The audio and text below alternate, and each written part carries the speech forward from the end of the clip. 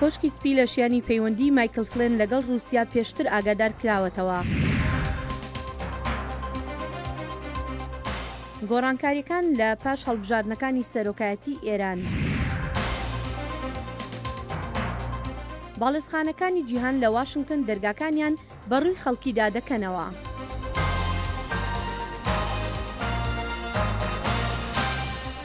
دەم باش تەماشاوانێژە هون خێراتی بەرنامە کورد کۆنێکشن.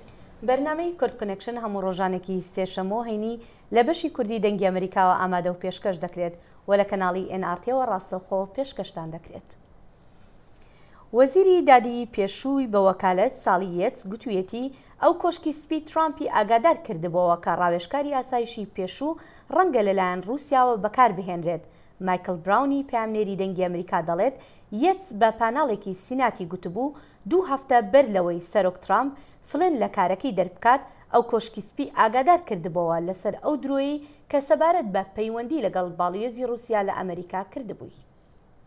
سەرۆک ترامپ لە مەها دۆ مایکل فلن ji kar derxist piştî raport derketin êgo dibêjin rawêjkarê ew lehya neteweyî derew li gel cêgerê serok Mike Pence kirbû. Sally Yates got senatorên wê hişyarî da Encûmena Yasayî ya Seraya Spî li ser peywendiya Flynn li gel Belyozê Rûsya. The Vice President and others were entitled to know. جێگیرێ سەرۆک و کەسên din mafê hindê hebû bizanin ew zaniyariyên didenge li Amerîka neyên rast bûn. Her wisa Rûsya zanîbû ku Flynn çi kiribû û wan zanîbû ku Flynn şaştî digel cêgirê serok kiribû. Xem çi ye? Wê hindê jî rawşeka li ber hevdanan çêkir. Rawşek ku rawêjkarê ew lehya neteweyî dikare gefê ji aliyê Rûsya ve bên lêkirin. Kar bi destên bilind yên Seraya Spî li berê got hişyariya Yates agadariya bû êgo li dest pê xemek nebû. Çend dem ji mêran berê rûniştina dadgehê raportên mîdyayê xuya kirin serokê berê Barack Obama hişyarî dabû Trump. Êgo Flynn ne cihê baweriyê ye. Ev jî Seraya Spî di kombûnakê de piştrast kir. Serok Obama dabûzanî ku bi temamî ew ne hezkiriyekî General Flynn e. Dema ku rastî endêşeyên Serok Obama derbarê General Flynn hebû bin, çima wî destûra xwegihandina agahiyên nepenîv baş nedixist ya ku wan mehekê pêşwex car din erê kiribû. Çend komîteyên din yên Kongresê pirsik mezin li ser vê heye. Are you aware of any evidence that would suggest? Erê tu haydarî her belgeyekê wê pêşniyazê biket ku li kampêna sala 2016 kesek li kampêna Trump pîlan digel hikûmeta Rûsya yan dezgehên agehiyan heybet. And Senator Bersiva min bu vê pirsê daxwaza gotina zaniyariyên nehênî dikin. Vica ez nikarim bersiv bidim. Lê li gor kar bi destekî bilindiyê zanyariyan, armanca Rûsya ser hilbijartina Amerîka goman têniye. If there has ever been Eger zengelek hebe ji bo hişdarî û kiryarên dijî gefa li ser sîstema siyasiya demokratîka me ya bingehîn ew ev bûne ye. Clapper got serketina Rûsya sala borî Dêmasko bihêz bike ku berdewam maytêkirinê di hilbijartinên Amerîka û yên seran serê cîhanê bike.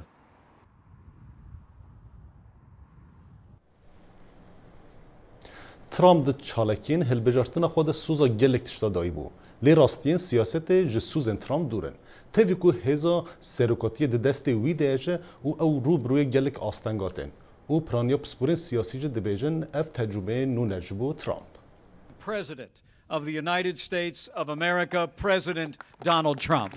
Li qesra spî pîrozbahiya aliyên Komariya di derbarê plana nû ya saxlemiyê ye û wan îdia kirin ku şûna plana saxlemiya Obama plana wan yê bê qebûl kirin. Lê li aliyên din pêvajû negorî daxwaza we rê vediçû. Ji cîhanekî hatibet û siyasetvan bî bû demekî Kurd. Erê karê me çawa ye? Erê ez serûkim, tu barkî niha ez serûkim. Serok Trump di Senatoyê de rûbirûyê astenga hat. Bi taybetî di derbarê bütçeyên bacê de. Çi xweşiyek bû heştê mijdarê? Erê ne êvareka hoş bû? Demokrat dibêjin dibe ku bi milyûnan kes mafê xwe plana saxlemiyê wenda bikin. Ji demokrata Nancy Pelosi ve hişyariyê tîne ser ziman. هندێک ji we gotibûn em li civata Sînata bernivîsa qanûnê baş bikin. Lê heva çi gorankarî nekirin. Ji Institute Brookingsê pispor John Hudal dibêje rastiyên siyasetê ji sûzên Trump dûr in. Tu bêyî hilbijartin û hikûmdarî bikî du tiştên ciyawaz in. سەرۆکێ هەری کێم سەربۆر دیرۆکە ئەمریکادا هاتە سەر دەسەڵاتێ و هەن کەسن کێم سەربۆر لە دۆرخە کۆمکردن. کێم سەربۆر د ڕێڤەبەریە گشتیدا لە سیاست و یاسەیە فدرالیدا و ئەvەیەکێ بەهۆزەکە تەمام ji بۆ سەرۆک ترامپ دروست کرد. ساڵا بوریدە دەما چالاکین هەلبژارتنە خوا دە ترامپ gelek pesna xwedayî bû.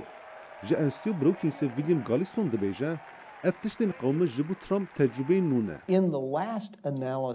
Di şîroveya dawiyê da ez dibînim ku heza Trump ya serkeftinê rastiyê da dê bi ser hemû hezên wiyên din bikeve. Wekî karsazek Trump li ser vêrê sûtmen bû. Lê niha tevî ku hêza serokatiyê destê wî dihêje, Trump taze dizane ka siyaset çend bi zehmet e. سەرۆکی ستونە هاوبەشە لەشکریەکانی ئەمریکا ژەنڕال جۆسف دۆنفۆرد لە ئیسرائیل بە ڕێوەڕسمێکی فەرمی لەشکری پێشوازی لێکرا. لە ڕێوەڕسمەکەدا لەلایەن سەرۆکی ستونە لەشکریەکانی ئیسرائیلەوە مەدالیای پێزانینی پێبەخشرا بۆ هاوکاریەکانی لە بەهێزکردنی توانایی لەشکری ئیسرائیلی و بەرەو پێشبردننی پەیوەندیەکانی نێوان هەردوو وڵات. بڕیارە ژەنڕال دۆنفۆرد لەگەڵ سەرۆکوەزیری ئیسرائیل بنیامین نەتەنیاهۆ و وەزیری بەرگری ئەڤیگدۆر لایبرمەن کۆ ببێتەوە. هەن ji bo nûçe pêzanîn û şahî ditin ku dengê Amerîka em li cihê bûyerê ne nûçeyên giring ji bo we dişopînin bi YouTube û Facebook û Twitter'a xwe ya Kirmancî û Soranî. Bernamên siyasî, hunerî û ronakbîrî, bernama Kurd Connection di NRT TV de dikarin li televîzyûn û radyoya pişka Kurdiya dengê Amerîka bişopînin û guhdarî bikin. Hemî platformên mîdyayî pişka Kurdiya dengê Amerîka di xizmeta we dane we ciyek rast hilbijartiye. Dengê Amerîka jê dereherî bawer pêkirî. Gelek çavdar bawerin ku hilbijartina serokatiya Îranê ya ve mehe gelek dûrê hilbijartinên welatên demokratin. Rapirsîn diyar kirin ku hilbijartinên Îranê ne azad û datmend in û kesên ku namzed divê sozdariya xwe bû serkirdeyên Îranê diyar bike. ناڕزاییە و ڕائامێزەکانی کەسوکاری قوربانیانی کانەبەردینەکەی هەرێمی گوڵستان پەیامێکی نوێ بوو بۆ سەرۆکی ئێران بەر لە هەڵبژاردنەکەی ڕۆژی 19 ئەم مانگی پێنجە. لە چەند ڕۆژی ڕابردوودا و پاش ئەو ڕووداوە سەرۆک ڕۆحانیەکی نوێمان بینی کە پێ دەچێ گەیشتبێتە ئەو بڕوایی تونڕەوانی ئێرانی بێ هیچ پەشیمانیەک دەستیان بە هێرشکردنە سەری کردووە. ڕۆحانیش بڕیاری بەرەنگاربوونەوەیانی داوە چونکە دەزانێت ئەگەر بەرەنگاریان نەبێتەوە ئەوە سەر لە نوێ هەڵبژاردنەوەی دەکەوێتە مەترسیەوە. لەگەڵەوەشدا کە لە ساڵی 1970 لە ئێران بەردەوام هەڵبژاردنەکان لە وادەی خۆیاندا دەکرێن بەڵام ئەمە بەو مانایە نییە کەم و کوڕی و کەم تەرخەمی لە هەڵبژاردنەکاندا نەبن. هەڵبژاردنەکانی ئێران بە شێوەیەکی بەرچاو چوارچێوەیەکی دیاریکراوی هەیە. زیاتر لە 1600 کاندید هەبوون و دواتر 6 پیاو بەوردی دانراون بۆ ئەم هەڵبژاردنە. ئەمەش ئەو چوارچێوەیە دەگەێنێ کە پێشوەخت بڕیار لە ئەنجامەکەی دراوە. لەو ڕوانگەیەوەی ڕابەری باڵای کۆماری ئیسلامی لە ڕێی شورای نیگاهبانەوە بڕیار دەدات کێ ببێتە کاندید. ڕابەری کۆماری ئیسلامی خاوەنی دوا بڕیارە لە ئێراندا. دەستێوەردانەکانیشی لە هەڵبژاردندا هەر تەنها لە شورای نیگەهباندا سنووردار نییە بەڵکو و کاندیدی پەسەندکراوی خۆیشی هەیە. کەمێک نیگەرانیم هەیە لەسەر کەسێک کە ناوی ئیبراهیمی ڕئیسیە ئەم کابرایە دۆسیەکی ڕەشی هەیە دەستی لە یادامکردنی نزیەکەی 5,000 کەسدا هەیە پاش شەڕی عێراق ئێران هیچ ئەزمونێکی سیاسیانەی نییە بەڵام وەک دەگوترێت ئایەتوڵا خامنەی کاندیدی کردو ئەمە ژیانی دەیانەوێت بیکەنە سەرۆکی کۆمار ئەمەیە نیگەرانیەکەم. هەر بۆیەشە وەک بارێکی باو لە ئێراندا دەگوترێت پۆستی سەرۆکی ئێران لە بەردەم دەسەڵاتەکانی ڕابەری وڵاتەکەدا پۆستێکی لاوازوو لەرزۆکیشە. بەداخەوە سەرۆک کۆماری ئێران دەسەڵاتی تەواوی نییە بۆ گۆڕانکاریکردنێکی بنچینەی لە ئێراندا. سەرۆکی ئێران دوای ڕابەری کۆماری ئیسلامی دێتویست دابەشکردنێکی بۆ دەسەڵاتەکان نییە. ڕابەری کۆماری ئیسلامی خاوەنی هەموو دەسەڵاتێکە و سەرۆک کۆماریش ئەو دەسەڵاتانەی دراوەتێک کە لە دەستوردا هەن. هەر بۆیە چاوەڕان ناکرێت گۆڕانکاری سیاسی و ڕۆشنبیری ببینرێت لە ئێراندا بەڵکو لەوانەیە ڕەوشەکە تونتر بکرێت. زۆرێک لە شیکەرەوە لەو بڕوایەدان چاوەڕوان ناکرێت لە هەڵبژاردنەی سەرۆکایەتی ئێراندا گۆڕانکاری لە سیاسەتەکانی ئەم وڵاتەدا بێتە ئاراوە و دەشڵێن ئەگەریش هەبێت ئەوە دەشێ بە ئەندازەیەکی کەم لەسەر ئاستی ناوخۆیی وڵاتەکە بێت. ئەو شتێ ناگۆڕدرێت بە پلەی یەکەم سیاسەتی ئێرانە لە هەریمەکەدا. دەستێوەردانەکانی ئێران لە سووریا و عێراق و یەمەن و بەحریندا بەردەوام دەبن لەو سۆنگەیەوەی بڕیار لە لای وەلی فەقیها کە خۆی بە بەرپرسیار دەزانێت لە هەڵکردنی ئاڵای شۆڕشی ئیسلامی لە وڵاتانی ناوچەکەدا تا دەرکەوتنی مەهدی مونتەزەر کە ڕابەر خۆی بە جێگری دەزانێت. هێشتاش هەڵبژاردنەکان لە ئێراندا بەم هەڵبژاردننی ئەم ساڵی سەرۆکایەتیشەوە نەیانتوانیوە ببنە پێوانەیەک بۆ پەرەسەندنی دیموکراسی لە ئێراندا هەرچەندە ڕێبەرانی ئەم وڵاتە بە دیموکراسی کۆماری ئیسلامی ئێران ناودێری دەکەن.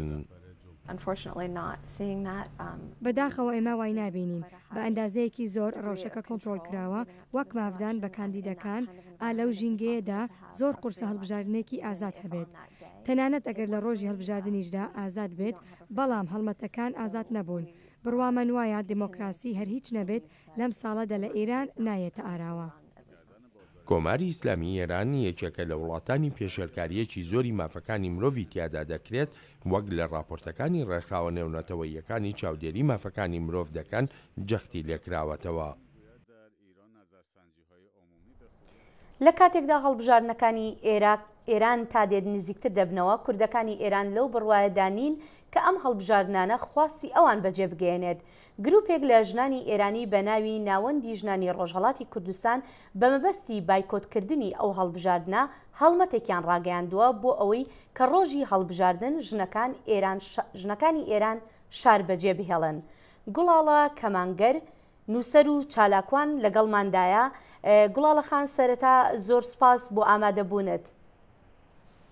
سڵاو ڕێزم هەیە بۆ ئێوە و بینەرانیان بەرنامە و زۆر سپاس بۆ ئێوەش. سپاس. سەرەتا گوڵاڵە خان دەمەوێت ئەو پرسیارە بکەم ئایا ئەم هەڵمەتە چەندێک کاریگەری دەبێت بۆ بایکۆتکردنی هەڵبژاردنەکان و مەبەست لەوە چییە ژنان شار بەجێ بهێڵن؟ ڕۆژێک پێشبینی ئەوەی کە چەندە کاریگەری ئەبێت لە ئێستاوە ئاسان نییە یان شتێکی سەختە من ناتوانین پێشبینی بکەین چەندە کاریگەری دەبێت.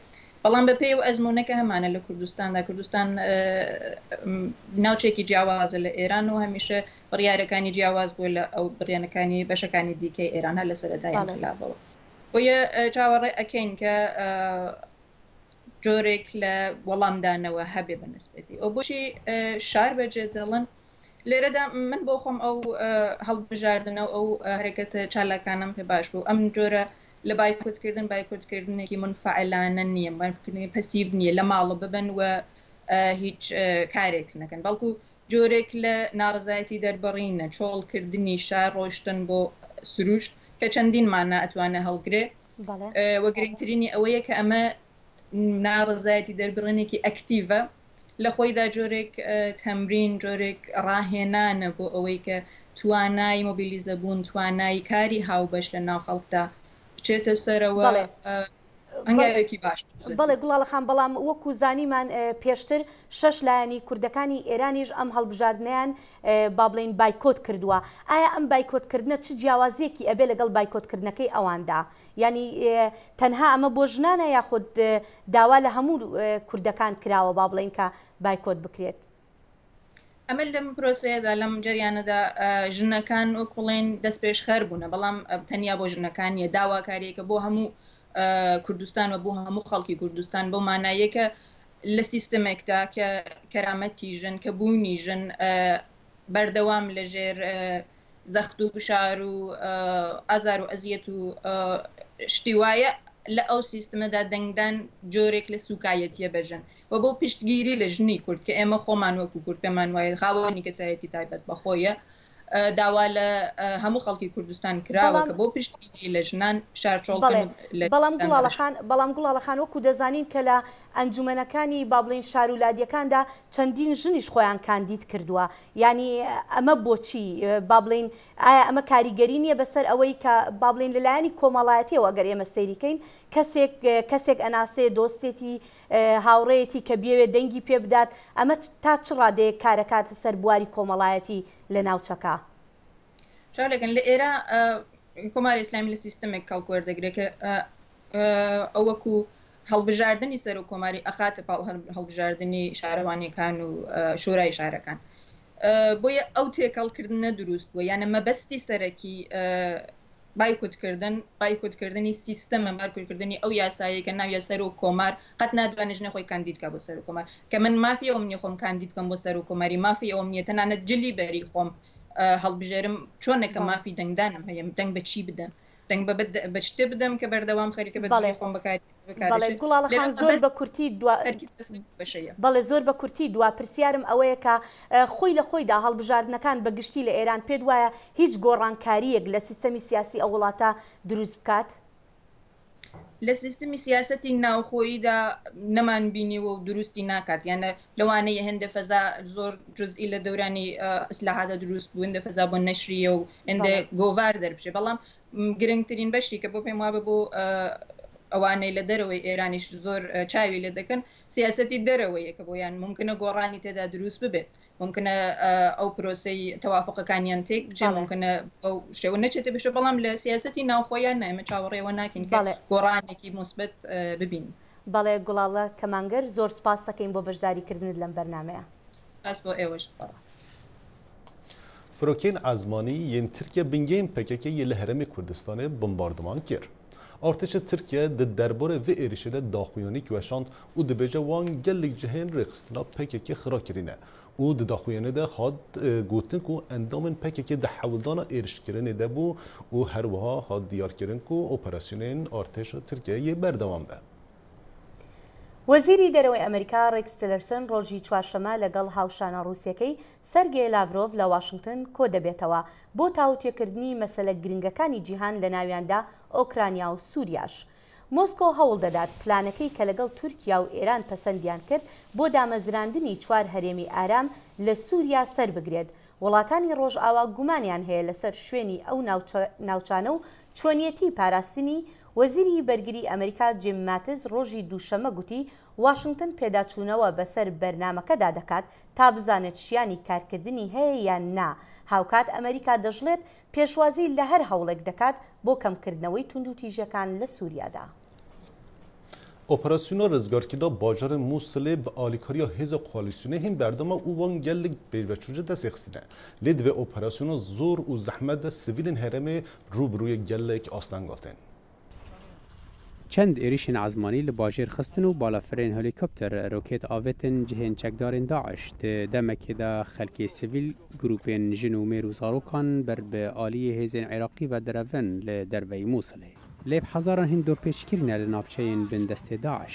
Gelek sivîl birîndar dibin û rastî şerê di navbera hêzên Iraqî û çekdarên Daeş de tên û yên mayî bê av û xwarin di rewşeke xirab da dijîn. خەلک ji birsîbûnê dimrin tiştek nemaye av nîne xelek tiye û ji bîrên tijî nexweşî vedixwin zarok û jingiyayê dixwin. Bajarokê Hemam li Elîl yek ji wan navçeyana ku rastî şerekî mezin bû. Ew navçeyên ku wêranî li her cadeyekê tê dîtin. Zarok li ser kavilan dilîzin û mezin hewl didin ji cihên dorpêçkirî birevin. Lê rev ji wan navçeyan nehêsane.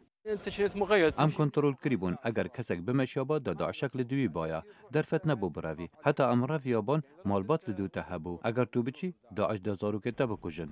Çekdarên Daeş bi çekên biçûk û gulebarana nerasterast êriş dikin li derdora Mosulê lê ew rastî hêzên Iraqî dibin. Li gor peyvdarê operasyona navnetewiya dijî Daeş John Doran. Daeş divan êrişên xwe da rastî şanên bilind ên hêzên ewlekariya Iraqî tê.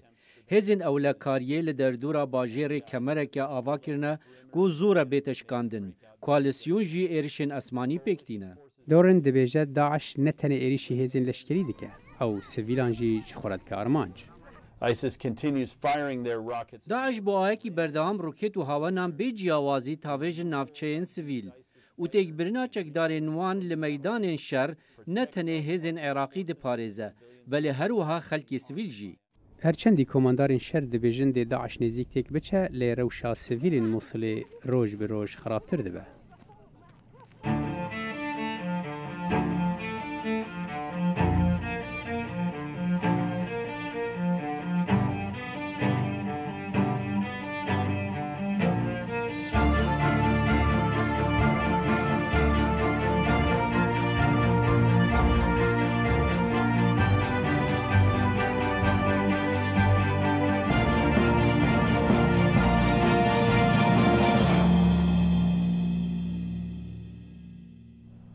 ئۆپۆزیسیۆنی ڤێنزوێلا لە شەقامەکانی کاراکاسی پایتەخت خۆپشاندانیان دژ بە هەوڵەکانی سەرۆک نیکۆلاس مادۆرۆ بۆ ڕیفۆرمی دەستور سازدا.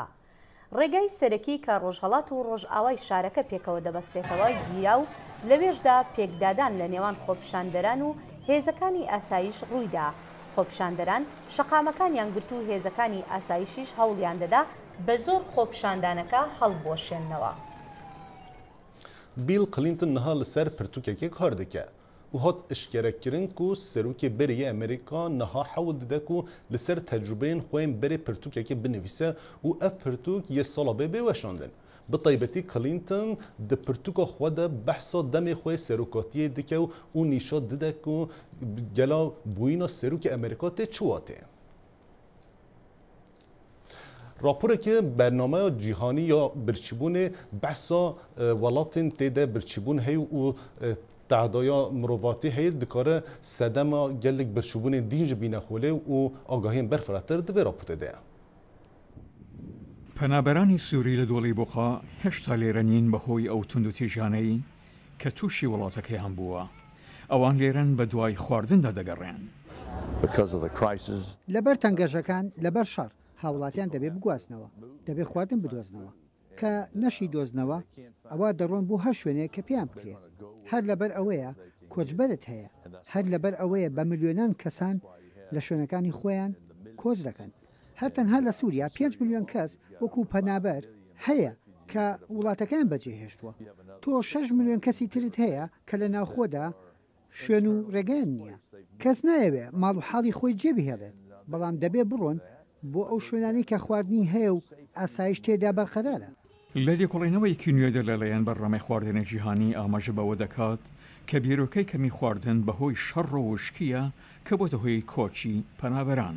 بۆ هەر 1% لە چوونەسەرەوە لە بڕی کەمی خواردن نزیکەی 2% لەو کۆمەڵگانەی کە لە ژێر فشاردان کۆش دەکەن لە گەڕان بە دوای خواردندا. ڕۆژهەڵاتی ئەفریقا لە لیواری برسێتێکی هەر گەورەیە کە هەردوو شەڕ و وشکی بینیوە. تەنها لە سوودان 2 ملیۆن کەس ماڵەکانیان بەجێهێشتون لە گەڕان بە دوای خواردندا. من تەنها گرفتەکان و وێرانی دەبینم ئەوەی کەماوە لەگەڵ باران تێکەڵاو بووە. لە کۆماری ئەفریقای ناوەڕاستی دراوسێ بەڕامەی خواردنە جیهانی مەزەندەی ئەوە دەکات نێوەی دانیشتوان پێوەستیان بە خواردنە. بەڵام پارە بۆ دابینکردنی ئەو خواردنە نییە. ئێمە ئێستا تەنها 7% پارەمان پێدەدرێت دەرفەتێک بۆ کۆماری ئەفریقای ناوەڕاستەیە کە هێندێک لە هەرە توشبارترین خەڵک لە جیهاندا لە وڵاتەدا دەژین. 40% مناڵان لەوێدا دووچاری بەدخوراکین کە بەواتای ئەوەیە بە بەردەوامی دەستڕستیان بە خواردن نییە. ئێمە پێویستە لە کۆماری ئەفریقای ناوەڕاستدا سەرمایه‌گوزاری بکەین ئێمە پێویستە بۆ سبەی ئەوە بکەین و بۆ کاتێکی درێژخایەن بۆ ئەوەی لە ئایندەدا کارەکەمان ئەنجام بدرێت. بەڕامەی خواردنە جیهانی دەڵێت ئەگەر پەنابەرانی ئۆردگەکانی سووریا و بەشی تری جیهانیش بخێنە سەر لەوانەیە بگاتە نزیکەی 800 ملیۆن کەس. سەرۆکی نایجیریا موحەممەدۆ بوهاری چاوی بەو 82 کچە چیبۆکانە کەوت کە لەلایەن گروپی ملیتانی ئیسلامی بۆکۆ حەرامەوە ئازاد کران. ئەمان بەشێکن لەو 276 کچەی کە 3 ساڵ لەمەوبەر لە خوێندنگایەک لە باکووری ڕۆژهەڵاتی هەرێمی بۆرنۆ ڕفێندران. سەرۆکی وڵاتەکە لە ئەبوجای پایتەخت پێشوازی لە کچەکان کرد ڕۆژێک پاش ئەوەی کە ئازاد بوون. ئەو هەشتێ دوو کەچ لە ڕۆژا شەمبێ هاتن ئازادکردن پشتی دانستاندنên دوور و درێژ ji bo guherîna digel endamên Boko Haram. Serok Buharî seferexwe bulendinê ji ber kontrola saxlemiyawî paşxist heta bixêratina wan keçan biket. Ji pêş hemû gelê Nîjerya ve ez dixwazim beşdariyet kêfxweşiya da ya dayk û bab ya xizm û kesûkar û heval û hikûmeta birûn û ya vegerandina azadiyê ji bo we dikem. Keçên hatî rizgarkirin bi zerîpûşa anîna bingeha leşkerî li bankî ya nêzik sinûrê Kamerûn. Piştî kontroleka saxlemiyê ew bi firokeyê birine Abuja. Nûnerekê serok li firokexanê pêşwaziya wan kir. Hûn bi xêr hatin keç û xuşkên me. Em kêfxweşin ji bo vegera we. Pir kêfxweşin û her welatiyekî Nîjerî divê îro xem û azarên xweşbîr bike û ji bo we kêfxweş be. Hûn bi xêr hatin. Yek ji wan qîzan destê wê şikestî bû û ekadin piyê wê birîndar bû. Hemî zûr mandî diyar bûn. Jiyana wan li demê girtinê de êş û azarên wan ravedike. Ku çawa ew kiç birçî mane zêdegawî li wan hate kirin. لە هەندێک ڕەوشانداژی ژمارەك جوان کچان لەگەڵ زارۆکێن خوا وەک دایک بەگەڕیانە و بەحسا چیرۆکە خۆکردە.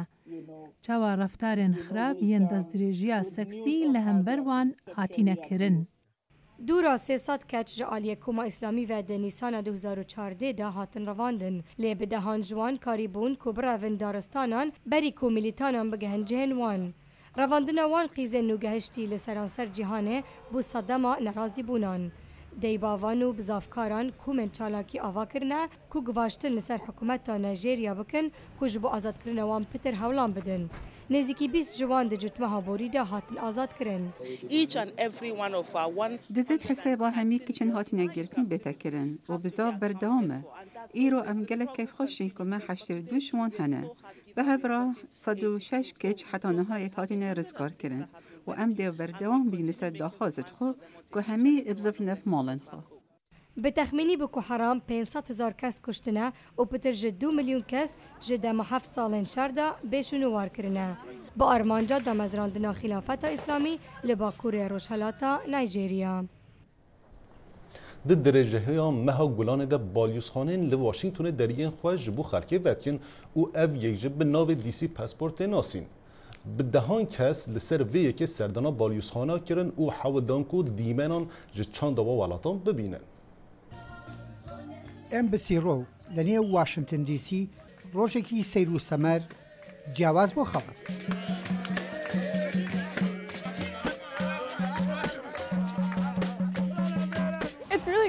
زۆر خۆشە هەرگیز نەچوومەتە باڵۆزخانەوە ئەو هەموو خواردنە بیبینی ئەوە شتێکی باشە خەڵکەکەشی زۆر باش بوون لەگەڵمان ڕۆژێکی خۆشمان بەڕێ کرد.